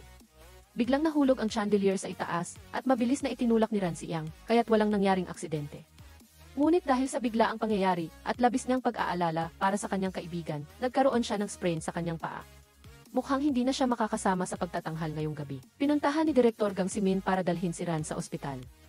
Nakita ni Ran siyang nalabis na nanghihinayang, kaya't hinikayat niya itong magsikap ng husto ngayong gabi para sa kanilang dalawa. Sa oras na ito, mas gumaan ang pakiramdam ni Yang. Pagkatapos ay hiniling ng direktor na palitan ni Hai ang papel ng espiya, ngunit sinabi ni Hai na sumasakit ang kanyang tiyan at hindi siya makapag-arte. Nang marinig ito ni Han, napuno siya ng pagkasabik at naintindihan ni Ran ang damdamin ng kanyang kaibigan. Kaya, bago pa man pumunta sa ospital, sinabi niya kay Han na hingin sa direktor na gumanap bilang espiya. Sa simula, ayaw palitan ni Han ang posisyon ng kanyang matalik na kaibigan. Ngunit alam ni Ran na kung hindi niya gagawin, may ibang gagawa. Alam niya ang magiging resulta, kaya umasa siyang si Han ang aakyat sa entablado. Si Direktor Gang, sa kabilang banda, ay galit na galit, napakaraming estudyante, ngunit walang sinuman ang makapagbigkas ng mga linya ng espiya. Nangako siyang bibigyan ng pagkakataon ang sinuman na maglakas loob na tumayo, kahit sino pa man ito. Hindi pa tapos magsalita ay lumapit na si Han, kaya niya gampanan ang papel ng espiya. Pinayagan ni Direktor Gang si Han na umakyat sa entablado, ngunit hindi dapat dominahin ang eksena tulad ng dati. Binigyang diin niya na ang pagsunod kay Yang ay sapat na. Ang pagiging epektibo sa paggabay sa iba at pag-iwan ng malakas na impresyon sa madla ay sapat na para sa kanyang sumusuportang karakter upang magawa ang kanyang tungkulin. Masayang pumayag si Han at agad na nagsimula ang pagtatanghal. Lubos na nalubog si Han sa karakter, at kasama ang kanyang napakagaling na boses sa pag-awit, labis siyang pinuri ng mga manonood. Ngunit bago pa man siya magalak, may isa na namang nagkamali. Sa ikalawang eksena, nang hilingin niyang sa espiya na ibigay ang liham, hindi alam kung dahil ba sa napakahusay na pagganap ni Han, o dahil sa pagkagulat sa kanyang pag-unlad. Biglang nakalimutan niyang ang kanyang mga linya. Sa isang iglap, nawalan siya ng isip, ang kanyang mga daliri ay nanginginig sa kaba, at biglang natahimik ang lahat. May mga manonood na bumulong, nakalimutan ba niya ang kanyang mga linya? Sa isang iglap, nagsimulang magbulungan ang lahat. Mapapansin ni Seo na nagpapaalala agad. Ang eksenang ito ay para lang kina Jong at Yang, walang makakaligtas sa kanila. Agad na iminungkahi ang pagbaba ng kurtina para maiwasan ang kaguluhan, ngunit tiwala ang direktor sa kakayahan ng taong iyon na ayusin ito. Sa sandaling ito, napansin ni Jong ang kakaiba kay Yang, kaya't mabilis niya itong itinulak. Sa huli, dahil sa paalala ni Jong, naalala ni Yang ang kanyang mga linya at matagumpay na natapos ang pagganap. Matapos ang matagumpay na pagganap, pumasok ang direktor sa likod ng entablado. Hindi pinuna si Yang sa paglimot ng kanyang mga linya at inalo siya na hindi ito maiiwasan. Binigyang diin na ang mahalaga ay kung paano babawi matapos magkamali at napakahusay ng paghawak ng dalawa rito kanina. Bukod pa rito ay nagpahayag din siya ng isang bagay. Iyon ay ang pagtanggap kay Jong bilang bagong apprentice ng Miranthrope. Ngunit bago pa matapos ang isang pagsubok, isa na namang pagsubok ang dumating, ninakaw ng treasurer ng grupo ang lahat ng pera at tumakas. Upang maiwasan ang kaguluhan, hindi pinayagan ni Direktor Gang si Seo na magulat sa pulisya. Ngayon, si Seo mismo. Nakita niya ang mabilis na paglaki ni na Jong, Ran at Yang. Nag-aalala na baka maapektuhan ng mga bagong dating ang kanyang posisyon. Pangalawa, nais niyang panatilihing malapit si Moon. Nagbago ang eksena, narating na ng Miranthrope ang Busan para dumalo sa taunang pinagsamang pagtatanghal. Sa unang gabi pa lang, kusa nang humingi ng tawad si Yang kay Jong, at inakala na magiging mas maayos ang relasyon nilang tatlo. Kinabukasan, ipinahayag ng direktor na gaganapin ang pinagsamang pagtatanghal pagkalipas ng isang buwan. Ang mga apprentice na makakapasa sa audition ay magkakaroon ng pagkakataong maging sikat tulad ni Moon at Seo. Ngunit dahil ang mga karakter na kasali ay mga prinsipe at prinsesa, kailangan nilang bumuo ng koponan, ibig sabihin, hindi sila makakasali kung wala silang mahanap na kapareha. Sina Jong at Yang ay gaganap na lalaki, at si Ran lang ang gaganap na babae. Ang mga magkababatang magkaibigan ay biglang naging magkaribal. Kasabay nito, nagsimulang magsanay ng husto ang grupo para sa pinagsamang pagtatanghal, ngunit ang napiling kanta sa pagkakataong ito ay napakahirap kantahin. Maging si Dumi ay alam na sina Jong, Yang, at Ran lamang ang may sapat na kwalifikasyon. Ang iba na nag-audition ay pawang nagpapahiya lamang sa sarili, ngunit ang taong laging sumasalungat kay Jong ay may ibang iniisip. Pagkatapos ng ensayo, nilapitan niyang si Ran na gustong bumuo ng grupo kasama siya para sa audition. Hindi tumanggi si Ran o sumang-ayon, umaasa na bigyan siya ng mas maraming oras para makapag-isip. Tulad ng inaasahan, noong gabi, nilapitan din siya ni Jong, ngunit hindi humingi ng pahintulot, sa halip ay sinabing kailangan nilang bilisan ang pag-ensayo upang makapasa sa audition. Pagkatapos ay nagsimula siyang suriin ang karakter, ganap na hindi pinapansin ang ekspresyon ni Ran. Kinaumagahan, parehong naghihintay sina Yang at Jong na lumapit sa kanila si Ran upang simulan ang pag-ensayo. Hindi inaasahan, ang taong lumitaw sa harap ni Jong ay si Bob, habang pinili ni Ran na maging kapareha ni Yang. Nang malaman ito, hindi maunawaan ni Jong at galit na tumakbo upang tanungin ang kabilang panig. Napakasimple ng sagot ni Ran, nag-aalala siya na baka si Jong ay tulad noong nakaraan na sa kalagitnaan ng pagtatanghal ay masyadong madala sa karakter, hindi mapigilan ang damdamin at arbitraryong magdagdag ng mga eksena. Kung mangyari iyon, madadamay siya, kaya't ginawa niya ang ganoong desisyon. Naniwala si Ran na matatag ang kalooban ni Yang at nakikita niya ang mas malaking larawan, kaya hindi bababa sa hindi siya magdadagdag ng mga eksena nang walang paalam. Siya ay isang taong karapat-dapat makipagtulungan, hindi alam na narinig ni Yang ang kanilang pag-uusap sa labas. Bagaman naramdaman ni Jong na tama ang sinabi ng kabilang panig, nalulungkot pa rin siya, ganap na hindi pinapansin si Bob na naghihintay sa labas ng pinto, nais lang niyang makahanap ng paraan upang makatakas sa realidad. Ngunit si Bob ay isa ring apprentice, isang binata na may pangarap. Alam niya na wala siyang likas na talento sa pagkanta tulad ni Jong, at wala siyang matibay na pangunahing kasanayan tulad ni Yang, ngunit nananabik din siyang maging isang sikat na personalidad sa pamamagitan ng kanyang pagsusumikap. Kaya, humingi ng pagkakataon si Bob kay Jong, upang maging audition partner niya sa pagkakataong ito. Nag-isip ng matagal si Jong ng gabing iyon, at kinabukasan ay nagpasya siyang makipag-team kay Bob. Kasabay nito, 7 magkakaugnay na grupo ng teatro ang nagsagawa ng press conference, na naghayag na magsasasanay sila ng mga batang aktor. Isang mabait na reporter ang kumuha ng pagkakataon upang kapanayamin. Narinig na ang mga anak ni Han at Gong ay sasali rin. Hindi nag-atubiling inamin ni Direktor Gang na totoo ngang kasama ang dalawa, at sila pa ang magiging kahalili ni Moon at Seo. Hindi inaasahan, ng hapon na ay napakaraming balita tungkol dito. Ang labanan para sa trono sa pagitan ng pambansang teatro henyo at ng anak ng reyna ng vocal music. Kaya nagbago ang kalikasan ng audition. Nakita ni Hai ang pagnanais na manalo, kaya't agad niyang nilapitan si Bob para magsanay, ngunit hindi siya makapag-concentrate. Agad na napansin ni Bob iyon, at gusto niyang malaman kung paano nagsasanay si Ran at Hai. Habang nagliligpit ang dalawa ng kanilang mga gamit pabalik sa dormitoryo, nakasalubong nila si Seo, na tinawag si Hai, at isiniwalat na ang natitirang grupo ay may napakagandang kombinasyon. Malinaw na sinasadya niya ito, ang layunin ay itulak ang pagiging mapagkumpetensya ni Hai sa sukdulan. Tulad ng inaasahan, nahulog siya sa bitag at agad na tumakbo sa labas ng rehearsal room ni Ran at Hai, naging inspirasyon sa kanilang pagtatanghal at lubos na napagtanto ang kanyang mga pagkukulang. Sa sandaling ito, muling lumapit si Seo upang ituro ang problema. Hindi lamang mahusay magtanghal si Hai, ngunit may kakayahan din siyang i-highlight ang kanyang kasama. Naabot ng kanilang pagkakaintindihan ang isang tiyak na antas upang makamit ang gayong epekto. Pagkatapos ay bumaling siya upang paalalahanan si Hai na huwag malungkot dahil pinagkalooban siya ng magandang boses. Kailangan lang niyang maging mas mahusay kaysa sa kanyang kalaban sa pag-awit para makuha ang panalo. Pagkatapos ay isiniwalat niya na may isang kuweba sa likod ng bundok. Kailangan lang niyang kumanta sa kuweba at pagkatapos ay takpan ang tunog na lumalabas.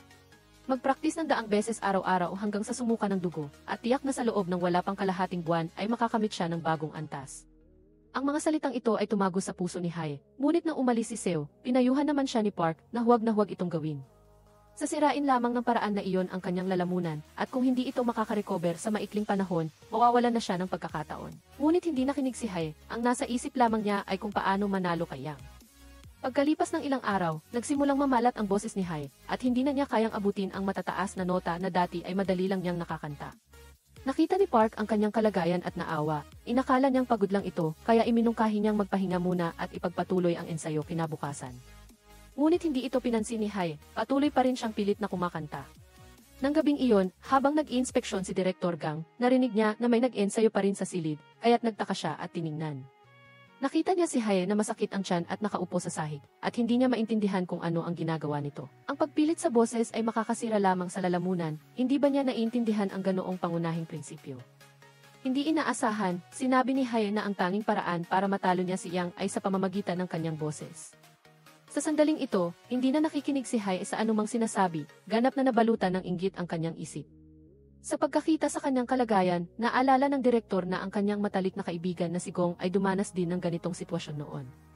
Upang mapanatili ang kanyang reputasyon bilang isang sikat na artista, nagsanay siya hanggang sa sumuka ng dugo, at ayaw ni Direktor Gang na magkamali rin ang anak ni Gong. Kaya hinawakan niya ang kamay nito, at sinabi na hindi lahat ng bagay ay idinadaan sa panalo o pagkatalo.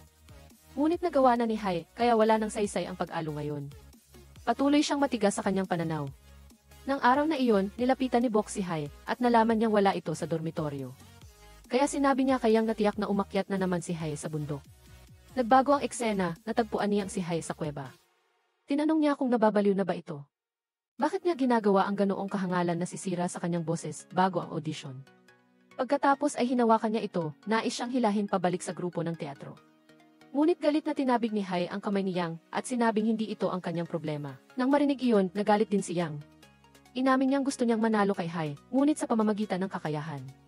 Kung gusto niyang gumamit ng maruruming taktika, ginawa na niya ito matagal na.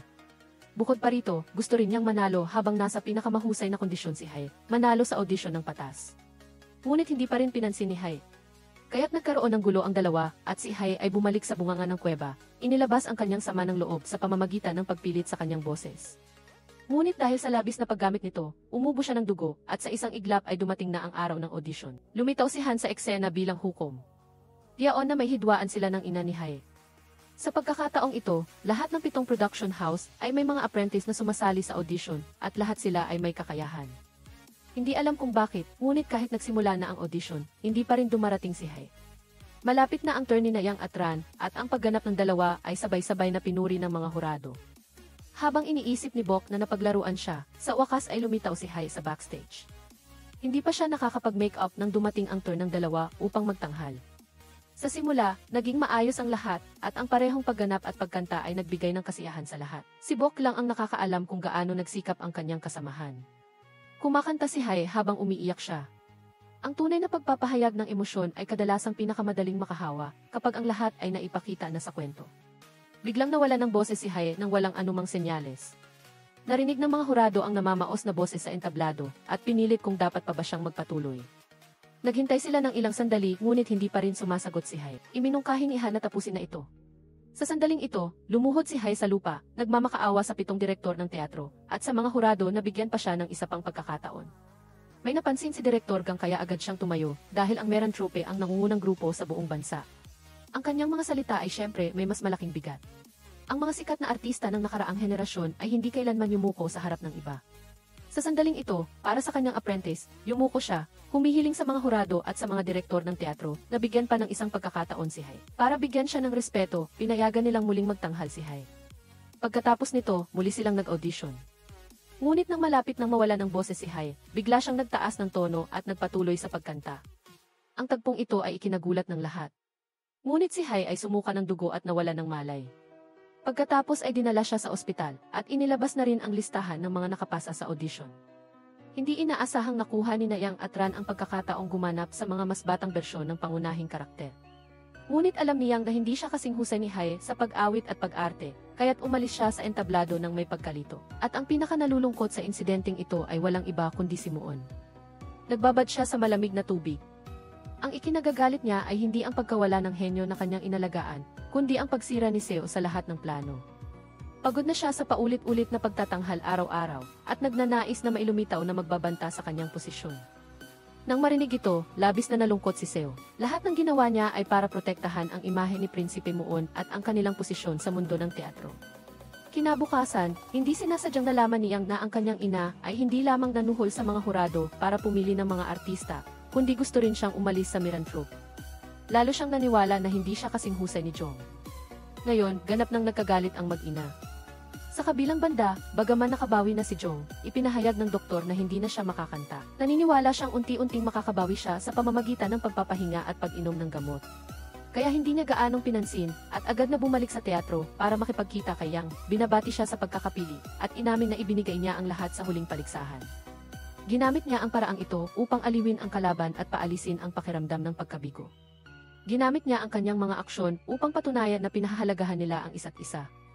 Ngunit lumipas ang maraming araw at nakipagkita na si Jong sa maraming sikat na doktor, ngunit walang sinuman ang makapagbalik ng kanyang boses. Ang mga sagot na natanggap niya ay pawang nagpapayo sa kanya na tanggapin ang katotohanan. Nang gabing iyon, habang malungkot siyang nakaupo sa bodega, biglang pumasok si Direktor Gang. Hindi niya maintindihan kung bakit siya ganoon katigas ang ulo, at anuman ang mangyari ay ayaw niyang maniwala na nawalan na siya ng boses. Nagulat si Jong at tumayo, inilabas ang lahat ng galit na naipon niya sa loob ng matagal na panahon kay Direktor Gang. Sinabing ang pagpapayo sa kanya na tanggapin ang katotohanan ay parang itinutulak siya sa bingit ng kamatayan. Nag-aalala si Direktor Gang na baka makagawa ng kapahamakan ang bata, at nangako siyang dadalhin si Jong sa isang dayuhang espesyalista bukas. Ngunit mayroong isang kondisyon, hanggat sinabi ng espesyalista na mayroong isa sa 1,000,000 pag-asa para makabawi, gaano man katagal, determinado siyang gamutin siya. Ngunit kung sasabihin ng doktor na walang pag-asa, kailangan niyang tanggapin ang katotohanan. Kinabukasan, dinala ni Direktor Gang si Jong sa isang malaking ospital sa Seoul. Matapos suriing mabuti ng espesyalista, sa kasalukuyang teknolohiya ng medisina, wala pa ring paraan para maibalik ang kanyang boses. Sa kabutihang palad, ang pang-araw-araw na komunikasyon ay hindi isang malaking problema. Ganap na nawala ng pag-asa si Jong, nagmamadaling lumuhod upang magmakaawa sa doktor na tulungan siya. Gagawin niya ang lahat, basta gumaling lang ang kanyang lalamunan. Ngunit ang sagot na natanggap niya ay isa pa ring walang magawang pag-iling. Pauwi, sumigaw si Jong kay Direktor Gang. Anong klaseng eksperto mula sa ibang bansa ang hindi makapagpagaling ng ganitong sakit? Kung ang iba ay nagagaling, bakit siya hindi? Pagkatapos ay hindi nakinig sa pag-alo, nawala sa maingay na karamihan. Nang gabing iyon, muling nagsimulang gumawa ng kalokohan si Jong. Matigas na pumunta sa kuweba sa bundok upang hanapin ang nawala niyang boses. Walang nakikinig sa anumang payo. Sa huli, galit na sinampal siya ni Direktor Gang dahil ang kalagayan ni Jong ngayon ay walang pinagkaiba sa kanyang kaibigan noon na si Gong. Hindi nakikinig sa mga salita ng pagmamalasakit, kasama pa ang pag-aalala sa daan-daang miyembro ng teatro. Kaya't nagpasya siyang hindi na dumaan sa parehong pagkakamali at isuko ang henyong ito.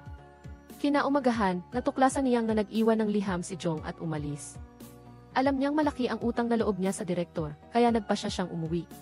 Nang hapon, nilapitan ni Bok si Direktor Gang. Isiniwalat ni Bok ang tungkol sa paninira ni Seo kay Jong na naging sanhi ng pagkawala ng boses nito. Dahil dito, hiniling ni Direktor Gang kay Seo na umalis sa teatro pagkatapos ng pinagsamang pagtatanghal. Siyempre, hindi ito matanggap ni Seo. Nagsumikap siya ng husto simula pa noong simula at ginamit niya ito upang bigyan ng babala si Direktor Gang. Kapag umalis siya sa grupo, susunod din si Muon. Labis na nagalit si Direktor Gang nang marinig ito, matatag na naniniwala na hindi ganoon si Muon. Hindi niya alam na ang tiwalang ito ay halos magpabuwag sa grupo. Sa kabilang banda, hindi rin naging mapayapa ang pag-uwi ni Jong. Sa kabilang banda, hindi rin naging mapayapa ang pag-uwi ni Jong. Sa kabilang banda, hindi rin naging mapayapa ang pag-uwi ni Jong. Sa kabilang banda, hindi rin naging mapayapa ang pag-uwi ni Jong. Nakita ni Direktor Gang na tama ang sinabi niya. Sa mga panahong tulad nito, mas dapat siyang magtiwala sa kanyang mga tao. Iminungkahi niya kay Muon na magdaos ng press conference at subukang ibalik ang tiwala ng mga tagahanga ng tradisyonal na teatro. Nang gabing iyon, nilapitan ni Muon si Seo. Sinabi niyang dati ay itinuturing niyang isang hiya si Jong, ngunit ngayon ay pakiramdam niya ay mali siya. Sinabi niyang mas may kakayahan si Seo kaysa sa isang henyo. Tinanong niya kung gusto niyang umalis kasama siya sa teatro. Hindi maintindihan ni Seo. Dati, sinusuportahan pa ng senior si Jong. Bakit ngayon ako na? Hindi rin naglihim si Moon. Wala nang pag-asa si Jong. Kahit naswertehin siyang makabalik, mawawalan siya ng interes ng mga manonood. Ngunit hindi pa niya natatapos ang kanyang sinasabi nang tanggihan siya ni Seo. Naunawaan ni Moon ang iniisip ng kabilang panig. Wala na siyang sinabi pa at umalis sa dormitoryo. Maya-maya, nalaman ni Ran na gusto ng direktor na pumunta sa Mokpo para hanapin si Jong. Agad siyang nag-empeke at gustong sumama. Ngunit naramdaman ni Seo na hindi ito angkop. Sa wakas ay napigilan niya ito matapos ang mahabang pagpapaliwanag. Sumakay naman siya ng kotse kasama si Direktor Gang patungong Mokpo. Ngunit nakita ng ina ni Jong ang dalawa. Malamig na bumati na parang isang balde ng malamig na tubig. Sinisi niya ang kabilang panig sa pagkawala ng boses ng kanyang anak. Habang nagagalit siya, lalo siyang nagagalit. Muling kinuha ang tabo ng tubig at muling itinapon. Sa kabutihang palad, matalinong nakipagkita si Seo kay kapatid na babae ni Jong. At natanong niya ang kinaroroonan ni Jong. Labis na nasabik si Jong nang makita si Seo. Tinanong kung bakit dumating ang kabilang panig dito. Hindi inaasahang inilabas ni Seo ang album na iyon. Ngunit bago pa man niya masabi ang anuman, sinabi na ni Jong na hindi na kailangan. Nagalit si Seo sa ugali niya, kaya itinapon niya ang album sa tubig. Nakita ni Jong na ginawa talaga ito ni Seo. Kaya muli siyang tumalon sa dagat upang kunin ito. Mas nakakagulat na ang isang taong lumaki sa dagat tulad niya ay hindi marunong lumangoy. Lumaban siya sandali at unti-unting lumubog. Labis na natakot si Seo nang makita ito. Hinubad niya ang kanyang jacket at mabilis na tumalon. Pagkatapos ay iniahon niya si Jong. Sa totoo lang, si Seo ay nabighani sa huling audition ni Jong. Pakiramdam niya, kahit anong subukan niya, hindi niya maabot ang eksenang iyon ng pagbagsak. Kaya pumunta siya rito umaasang makakabalik si Jong. Sa kabilang banda, dumating si Ginang Choi upang makipag-usap kay Direktor Gang. Sana'y huwag na niyang guluhin ang normal na buhay ng mag-ina. Sinisisi siya dahil hindi siya tao. Gusto ba niyang itulak ang kanyang anak sa sukdulan para lang masunod ang gusto niya? Naniniwala si Direktor Gang na hindi katulad ng kanyang ina si Jong. Hindi siya tatakas dahil lang hindi niya kayang dalhin ang titulo ng henyo. Ang batang iyon ay tiyak na babalik ng kusa. Kinaumagahan, sinamahan ni Jong sina Direktor Gang at Seo. Sinabi niya na hindi pa niya sila kayang samahan sa ngayon. Kailangan pa niyang hintayin ang pahintulot ng kanyang ina bago siya makabalik sa teatro. Tungkol dito, iginagalang ni Direktor Gang ang desisyon ni Jong. Agad nagbukas ang pinagsamang pagtatanghal. Maaaring sabihin na perpekto ang buong pagtatanghal. Ngunit nang bumaba ang kurtina, nangyari ang hindi inaasahan na wala si Prinsipe Muon ng pambansang teatro. Matagal siyang hinanap ni Seo bago niya natagpuan. Sinabi niyang aalis na siya sa teatro pagkatapos ng pagtatanghal na ito. Gusto niyang sumama ang kabilang panig sa kanya upang bumuo ng bagong grupo. Sa huli, sikat na at makapangyarihan na silang dalawa ngayon. Hindi inaasahang sinabi ni Muon na ito na ang huli niyang pagtatanghal ngayon. Mula bukas, magsisimula na siyang mag-shoot ng pelikula at mula ngayon, maghihiwalay na sila ng landas. Hindi tinanggap ni Seo. Dahil sa pagiging kasamahan ni Muon sa loob ng maraming taon, labis siyang nahulog sa kanyang karakter. Hindi lamang niya tinulungan si Muon na itago ang iskandalo sa droga, at ginawa ang kanyang matalik na kaibigan na prinsipe ng tradisyonal na teatro. Gumamit din siya ng pera mula sa teatro upang patahimikin ang mga reporter, ngunit hindi niya inaasahan na hindi siya itinuring na kaibigan ni Muon. Wala nang magawa si Seo. Lumuhod siya at nakiusap kay Muon na huwag umalis. Nakalulungkot, ang kanyang sinseridad ay nagdulot lamang ng kawalang interes. Itinulak ni Muon ang kamay ni Seo, umaasang makapag-iwan sila ng magandang impresyon sa isa't isa sa kanilang paghihiwalay. Paglabas ni Muon sa dressing room, nakita niya si Direktor Gang. Hindi na rin siya nagtago at diretsong sinabi na aalis na siya sa grupo. At wala na siyang pagsisisi sa Miran Troupe. Samantala, nasaktan ang puso ng ina ni Jong nang makita ang kanyang anak na babae na nagsasanay magdamag. Kaya kinabukasan ay dinala niya ito sa dagat at ibinunyag na may isang sikat na artista na nagngangalang Namhee. Kapag kumanta siya, lahat ay magagalak hanggang sa lumuha. At ang boses ng taong iyon ay paos din mula pa pagkabata. Habang nag-uusap sila, sumikat na ang araw. Pagkatapos ay kinantahan niya ang kanyang anak na babae. Samantala, ang pag-alis ni Muon sa grupo ay nagdulot ng malaking kaguluhan. Naguluhan din ang damdamin ng mga miyembro. Dahil kung wala na ang pangunahing artista, paano sila magtatanghal? Habang inaaliw ni Ran ang lahat, isang pamilyar na anino ang pumasok. Ang henyo na si Jong ay bumalik. Lahat ay labis na natuwa nang makita siya. Labis na naligayahan si Boxy na hindi niya masabi. Samantala, abala si Direktor Gang sa paglutas ng pagbagsak ni Moon. Araw-araw ay kailangan niyang harapin ang mga nangungulekta ng utang. Maya-maya, dumating si Jong sa kanyang opisina. Natuwa rin si Direktor Gang nang makita siya. Sa ganitong mahirap na panahon, mayroon pa ring taong handang magtiis ng hirap at pagdurusa na talaga namang pinahahalagahan. Plano ni Jong na lumahok sa audisyon ng grupo. Gusto niyang samantalahin ang pagkakataong ito upang subukan kung ang kanyang lalamunan ay makakagawa ng tunog na gusto niya. Hindi napigilan ni Direktor Gang kaya pumayag na lamang siya. Pagkalabas, pinuntahan ni Jong si Seo upang tanungin ang kinaroroonan ni Moon. Doon niya lang nalaman na umalis na pala ang kabilang panig sa grupo. Dahil dito, kinailangan na madaliin ang pagtatapos ng pinagsamang pagtatanghal na hindi pa natatapos. Dahil sa bagay na ito, ilang araw nang hindi makatulog si Direktor Gang. Nang marinig ito, agad na pumunta si Jong sa bahay ni Moon. Ngunit muling nakita niya si Seo na mukhang pagod. Galit pa rin sa kanya ang taong ito. Napatawa siya ng malakas. Ngunit pakiramdam ni Jong ay hindi nagbago si Seo. Kung wala si Moon, ang natitira na lamang ay isang walang laman na bala. Sinabi niya na ang kanyang pagdating sa pagkakataong ito ay upang humingi ng paumanhin sa kanyang senior. Sa huli, si Moon ang nagdala sa kanya rito. Kaya umasa si Jong na kalimutan ni Seo ang pagkapuot at magsimulang muli. Ngunit pagkarinig nito, naramdaman lamang ni Seo ang kawalan ng kakayahan. Sa gabi, hawak ni Jong ang lumang larawan ng grupo, Tulala. Tamang-tama na dumaan si Seo. Inalo niya na kapag nagpa siya na ang senior, wala nang makakapigil pa rito. Ngunit ngayon, maliban kay Moon, nariyan pa rin siya. Ano man ang mangyari, hindi siya aalis sa grupo.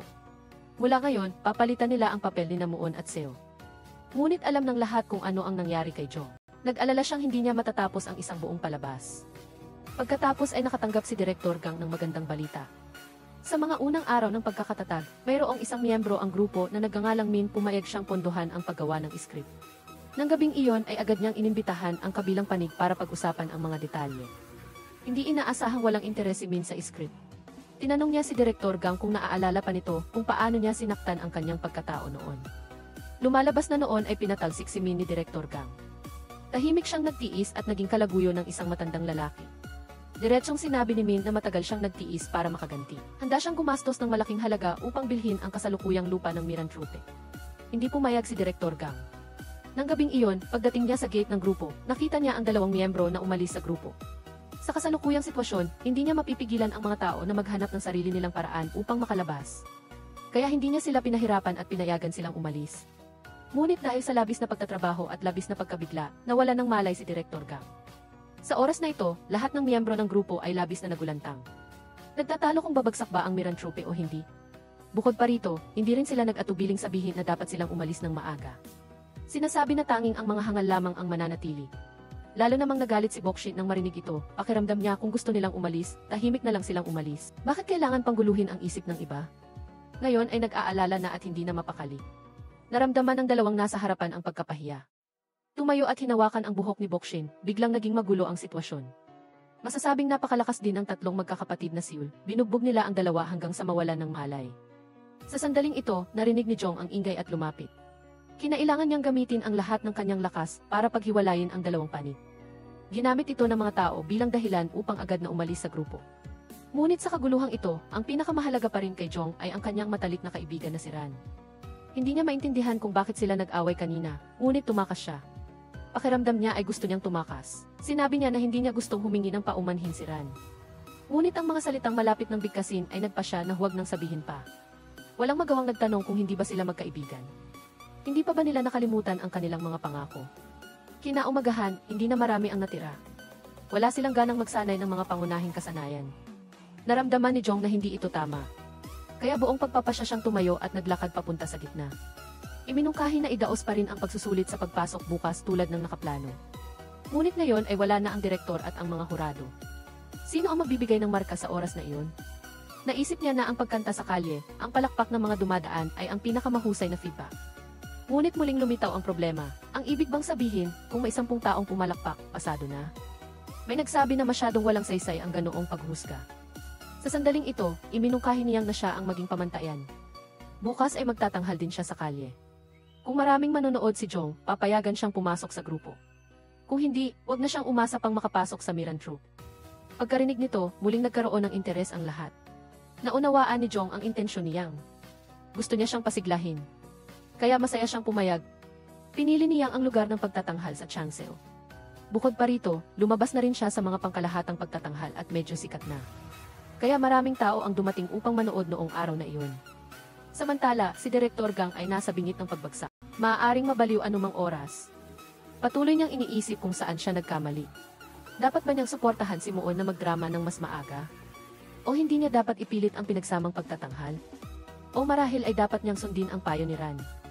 Sanayin ang mga estudyanteng nagmamahal sa tradisyonal na teatro. Alisin ang pagdepende kina Moon at Seo. Kasabay nito, pinili ni Jong ang istasyon ng tren ng Seoul bilang lugar ng pagtatanghal. Bago magsimula, halos 1-0 manonood lang ang naroroon.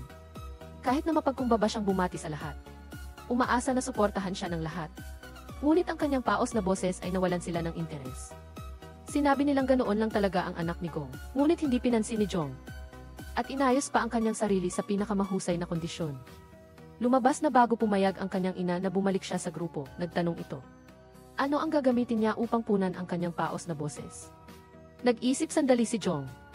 Sinabi niyang gagamitin niya ang kanyang husay sa pag-arte upang punan ito. Gagamitin ang taos-pusong emosyon upang gawing buo ang mga puwang. Sa katunayan, napatunayan niyang nagawa niya ito. Mula sa mga paunang pagdududa hanggang sa mga luha. Sa huli, nanalo si Jong sa pustahan na ito. Agad siyang tumakbo papunta kay Direktor Gang. Hinawakan ang kamay ng kabilang panig. Sinasabi na hintayin itong makita kung paano siya magiging pangunahing aktor. Salamat sa pagsisikap ni Jong at Seo, bumalik sa normal ang operasyon ng grupo. Nang gabing iyon, pinuntahan ni Ran si Jong.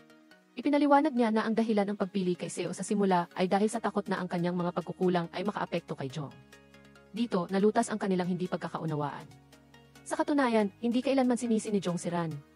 Naaalala pa rin niya ang kanilang pangako. Kailangan nilang magtanghal ng tradisyonal na drama hanggang sa edad na 70 tandang bawas 80. Ngunit kailangang sundin ni Ran ang plano ng kanyang ina.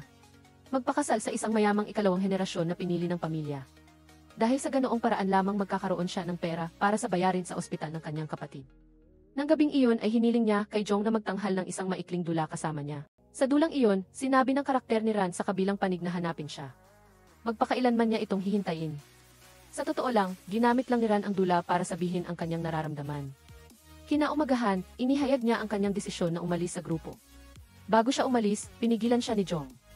Hindi niya kayang batiin ang hangal na babaeng ito ng lahat ng mabuti. Dahil ayaw niyang mabilis na makalimutan. Nagpaalam ang dalawa ng may panghihinayang. Inamin din ni Ran na si Jong ang kanyang prinsipe magpakailanman. Kinabukasan, dahil sa pag-alis ni Moon, sunod-sunod na dumating ang mga nagpapautang upang kunin ang mga mahahalagang bagay bilang kabayaran sa utang. Naunawaan ng mga estudyante na malapit nang magwakas ang grupo. Saksi siyang sa lahat, hindi niya matiis na manood na lamang. Kaya umuwi siya, nais kunin ang mana na iniwan ng kanyang lolo mula sa kanyang ina. Labis na nagalit si Ginang Han nang marinig ito habang sinisira ang mga gamit at nagrereklamo. Napakalakas niya, ngunit hindi siya nakapag-anak ng lalaki at sa halip ay 2 talunan pa ang kanyang napanakan. Noong una, dahil ayaw niyang ituring siyang kriminal ang pamilya ng kanyang asawa, ginawa niya ang lahat para palakihin ang 2 magkapatid. Ngayon, ang kanyang panganay na anak na babae ay ayaw mabuhay sa isang nakaayos na buhay at umalis sa bahay. Ngayon naman ang bunsong anak niya ay ganoon din, hindi niya maintindihan kung gaano kahalina ang Miranthrope. Na kaya nitong gawing hindi intindihin ng kanyang anak ang kanyang ina at sa halip ay tumulong sa direktor ng eskwelahan na wala naman silang kahit anong kaugnayan sa dugo. Lumuhod siyang sa sahig, nangako na kung ibibigay lamang ng kanyang ina ang ari-arian sa kanya. Sa hinaharap, susundin niya ang lahat ng utos ng kanyang ina. Kahit na umalis sa Miranthrope o hindi na magtanghal ay ayos lang. Sa huli, pumayag si Ginang Han sa kasunduang ito. Nang gabing iyon, pumunta siyang sa opisina ng direktor at nagbigay ng sobre sa kanya. Binuksan ng direktor at nakita na puno ito ng mga tseke. Sinabi niyang hindi niya ito matatanggap, gaano man kahirap, hindi niya kayang kunin ang pera ng mga estudyante kapalit ng kanilang pagkatao. Bukod pa rito, nangako siya sa ngalan ng grupo na anuman ang mangyari, titiyakin niyang matutuloy ang bagong dula na The Legend of the Two Towers. Kinabukasan, isang magandang balita ang dinala ng guro ng tambol. Mayroong isang organisasyon na binuo ng mga mamamayan na tinatawag na kooperatiba. Hindi lamang sila pinupuri bilang mapagkakatiwalaan, kundi nagpapahiram din sila ng pera sa mga nangangailangan ng pautang na may mababang interes. Iminungkahi niya na maaaring subukan nilang humiram ng pera. Kaya agad na pumunta si Direktor Gang sa kooperatiba. Ngunit ngayon, alam na ng lahat ang sitwasyon ng Miranthrope. Ang The Legend of the Two Towers ang posibleng huling pagtatanghal. Sa makatuwid, ayaw talagang sayangin ng chairman ng kooperatiba ang pera. Sinabi ni Direktor Gang na napakahalaga ng pagtatanghal na ito para sa mga miyembro ng grupo. Sa huli, ipapanganak sila ng isang bagong prinsipe. Dadalhin ng bagong prinsipe ang lahat sa isang bagong kabanata. Hinihiling ko po, Pangulo, na mamuhunan kayo sa Mirantrope sa hinaharap at huwag tignan ang kasalukuyang sitwasyon. Sa huli, pumayag ang kooperatiba na pahiramin si Direktor Gang ng pera. Nalutas ang krisis sa utang. Ngunit may lumitaw na bagong problema. Saan kukunin ang pondo para sa produksyon? Iminungkahi ni Hayang kung dapat bang pabagalin ang kasalukuyang proseso upang mabigyan ng oras ang Mirad na makabangon. Nang gabing iyon, nakita ni Direktor Gang si Jong na masikap na nagsasanay. Malinaw na hindi rin siya makapag-concentrate sa kaguluhang ito. Plano niyang magpahinga sandali, sinabi na ni Direktor Gang sa kanya na ang mga nagtatanghal sa entablado ay mga bituin. Sa mundong ito kung saan hindi sapat ang pagkain, isang babaeng probinsyana ang gustong lumukso at lampasan ang mga bituin. Ang iba ay nakakarinig at naiisip lamang na ito ay isang biro. Ngunit iyon ang kanyang pangarap, marahil hindi lamang kay Jong. Para sa lahat ng mga babaeng nagtanghal na ng dula, hanggat nasa entablado sila, ang pangarap ay mananatili. Pagkarinig ni Direktor Gang, nagpasya siya ng gabing iyon na ibenta ang lupa ng grupo kay Min. Gusto niyang gamitin ang kanyang huling lakas upang makagawa ng isang perpektong pagtatanghal para sa mga batang humahabol sa kanilang mga pangarap. Sa daan pabalik sa grupo, nakilala ni Direktor Gang si Yang upang gumanap bilang pangunahing aktor. Araw-araw siyang pumupunta sa templo bago pa sumikat ang araw upang hanapin ang kanyang emosyon. Gusto niyang talunin si Jong, ngunit pinagsisihan niya ang kanyang sinabi. Hindi inaasahan, sinuportahan siya ng direktor, at naisip niyang matatalo niya si Jong, at maaari rin siyang maging matigas ang ulo sa pagtukoy kung sino ang mananalo. Ngayon ang oras upang ibigay ang lahat. Bukod pa rito, naranasan din niya ang sakit ng pagtataksil, kaya naiintindihan niya ang pagkabigo na dulot ng pagkabalisa. Napakahaba ng buhay ng isang mang-aawit, at palaging may pagtaas at pagbaba, patuloy na nagpupursige sa gitna ng mga kabiguan. Sa huli, darating ang isang tiyak na oras na tatayo siya sa pinakamataas na tuktok, at siyang ay ganoong uri ng mang-aawit. Makalipas ang isang linggo, opisyal na nagsimula ang audition para sa bagong dula. Hindi nakakagulat na sina Jong at Yang lamang ang nag-apply. Masasabing halos perpekto ang pagganap ni Yang. Hindi lamang si Jong ang naantig, kundi mataas din ang ibinigay na marka ng mga hurado. Ngunit ang pinakahihintay niya ay kung paano gaganapin ng kanyang kasamang nasa kahirapan ang papel na iyon. Siyempre, hindi rin binigo ni Jong ang lahat. Nang magsimula ang kanta, lahat ng naroroon ay lubos na nakiramay. Pagkatapos, kusang loob na isinuko ni Yang ang pangunahing papel. Ang dalawang magkaribal na ito na may parehong damdamin ay nagbigay inspirasyon sa isa't isa na nagdulot ng paghanga. Di nagtagal, opisyal lang nagsimula ang pagtatanghal ng The Legend of the Two Towers. Bago umakyat sa entablado, nakatanggap si Jong ng liham mula sa malayo. Ang tao ay may kaligayahan at kalungkutan, ang buwan ay minsan bilog at minsan ay hindi. Napilitan sila na pumili ng buhay na hindi niya gusto.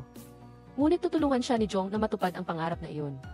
Ang The Legend of the Two Towers ay pangunahing nagsasalaysay ng kwento ng hari ng Silla na nagpakulong sa dalawang nangungunang iskultor upang itayo ang templo ng Bonhuangsa. Ang isa ay ang kontrabidang si Dabi na ginampanan ni Yang at ang pangunahing karakter na si Asda na ginampanan ni Jong. Sa pagpalakpak ng mga manonood, naging matagumpay ang pagtatanghal na ito. Natupad ni Jong ang kanyang pangarap at umiyak din ang kanyang ina na nakaupo sa manonood. Binigyan din ni Ginang Han ang kanyang anak ng tingin ng pagkilala. Dito nagtatapos ang kwento. Salamat sa inyong pagsama sa akin sa panonood ng pelikulang ito. Magkita-kita tayo sa susunod na mga pelikula.